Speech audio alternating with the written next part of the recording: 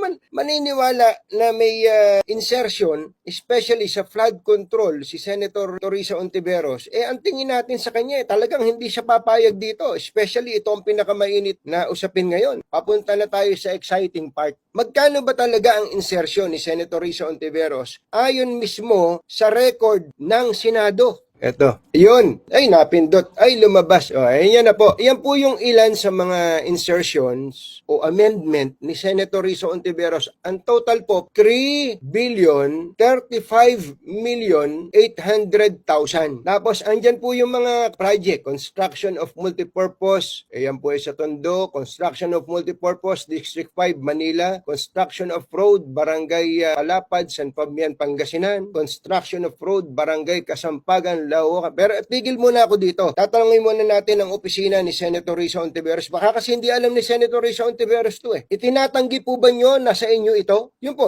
ang tanong ko. Itutuloy natin ang basa. Construction of road, Barangay Aris, Lawak, Pangasinan. Construction of road, Barangay Domingo, Alarcio, Lawak, Pangasinan. Construction of road, Sitio, San Jose, Kakandongan, Natividad, Pangasinan. Construction of multipurpose building, Teen Center, San Fernando, La Union. Construction of Barangay Hall, Barangay Buanta, Bawang. Mga magagandang proyekto po ito Mga kababayan, ako naniniwala ako magagandang proyekto. Kaya at this juncture, I want to reiterate that there is nothing wrong with insertion and amendment. Kaya wag kayong masyadong defensive. Wala pong masama dyan. Lalo na nga kung inimplement ng tama yung proyekto. Ano ba problema doon? Atuloy natin. Construction of Barangay Hall, Barangay Bawanta, La Union. Construction of City Pavilion for 1 Bonuan, Dagupan City, Pangasinan. Phase 3, 30 million. Construction of Multipurpose Building, Agri-Aqua Building. Ang gaganda po nitong project na to. Into Training Center, Lingayen, Pangasinan, 25 million. Construction of Multipurpose Building, Training Center, Barangay Bicol Norte, Bayambang,